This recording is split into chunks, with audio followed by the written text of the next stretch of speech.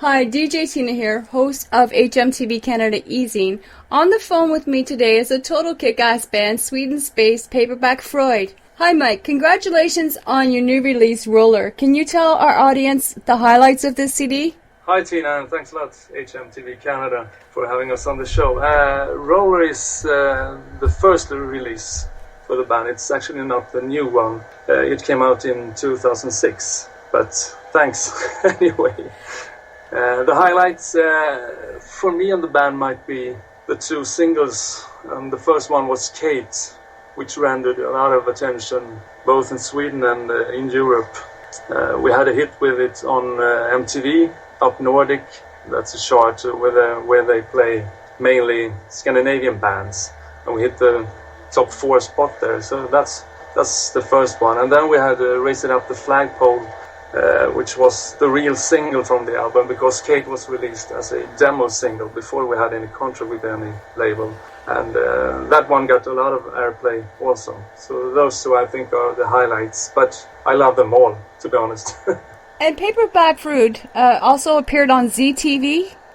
Yeah, that's a local TV station in Stockholm, Sweden, and they also liked the Kate video, so the rotation was rather high on that one when it came out. I really dig the punk rock vibe and rock and roll in your sounds, and wondered, has anyone ever mentioned that Offspring can be heard in your sounds? Offspring, actually no, but we're aware of the punk attitude and in the vibe of punk in the boogie rock that we play actually, so we know that ourselves and I've heard it before, but not Offspring. Actually. One fan had commented that there's a little bit of Offspring in that twist of sound. Well, thanks. That's a great band, so whatever. If someone likes it, then it's fine for me. I almost fell off the chair laughing when I read your current lineup, which is Jake the Snake vocals, Savoy lead and rhythm guitar, Rocky rhythm and lead guitar, Yeti bass, Thundersteel drums. Are these names your real names or stage names for the band? No, they are stage names. We thought about bringing back the humor and fun into rock and roll again. Nowadays, all the bands are so bloody serious about everything, so we thought, let's give it a try. So my alter ego is Mikey Thundersteel. I still think they're very funny. Thanks. I really In a good way, I hope. Yeah, they are. They're hilariously funny. I couldn't believe it when I read them. I just fell off the chair laughing at the names. I'm like, oh my god, these are their names? I couldn't believe it. Yeah, we're christened by those names. Okay. I really dig your kick-ass upbeat lyrics in song tracks Wild Ride, Liquor, Straight Outta Hell, Raise Up the Flagpole. It's hard to really pick a favorite because all these songs create imagery. And is it good times, women, and liquor that you express in your lyrics? Yeah, that's what it's all about, actually. Having a good time, party, rock and roll. Just enjoy your life, actually. That's what it's all about. I like it when I interview an upbeat band and that's got a really positive attitude and lease on life. It's really great. Who helps record, mix, and master the entire band's music production? Well, the Roller album was recorded by the band ourselves, and the mix and the master was done by pros. So everything was done by the band, within the band. Wow, very busy then. Yeah, but we've always been like that. We've done everything ourselves. The music, the videos, everything. I dig the blues and southern rock sounds coming from the live videos Devilman. Were some of them recorded before the release of the album Roller? Yeah, the video for the song Kate was recorded before we had any contract at all. So we did it by ourselves and sent it around and got some highlights on it. Yeah, we've done all the videos by ourselves. And the Kate video, as I said before, was the first one. And then we did the Raise It Up the Flagpole video, which is from the single from the Roller album.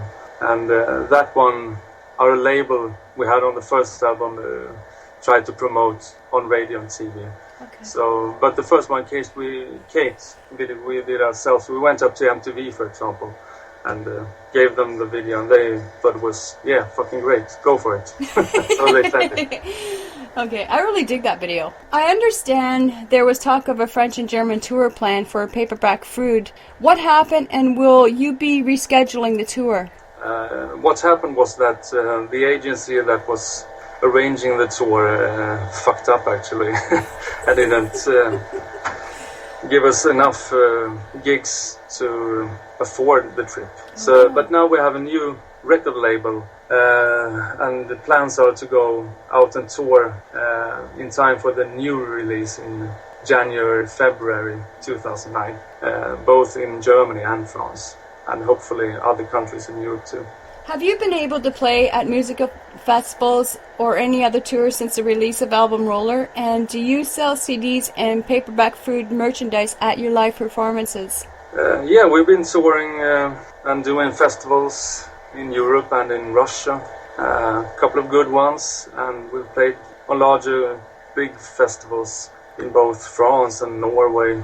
And of course, we do sell merch when we play on albums too. Yeah.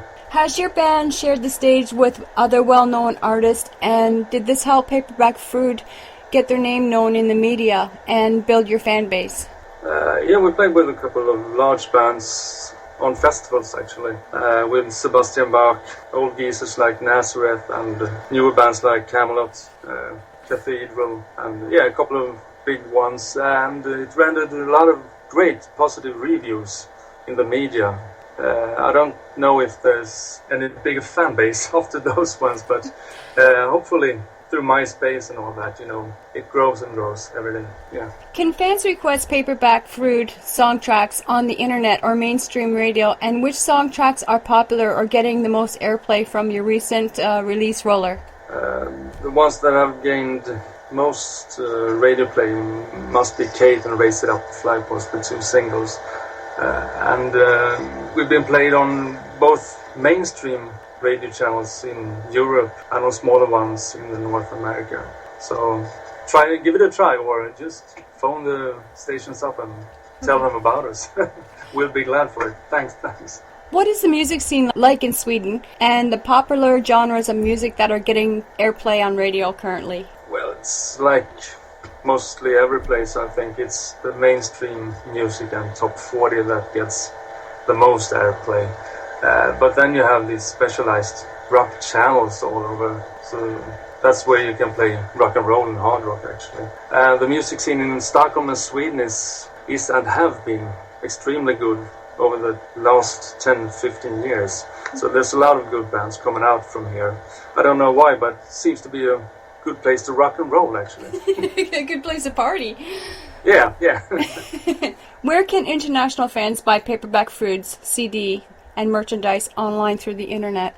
You can buy all the Paperback Freud things and stuff through iTunes, Amazon.com, CD-ON, all those major downloading places, actually. Before we wrap up our interview, do you have any last words? We're about to release a new album in January, and hopefully everyone listens to it, and I hope it gets the same attention as Roller has. It's named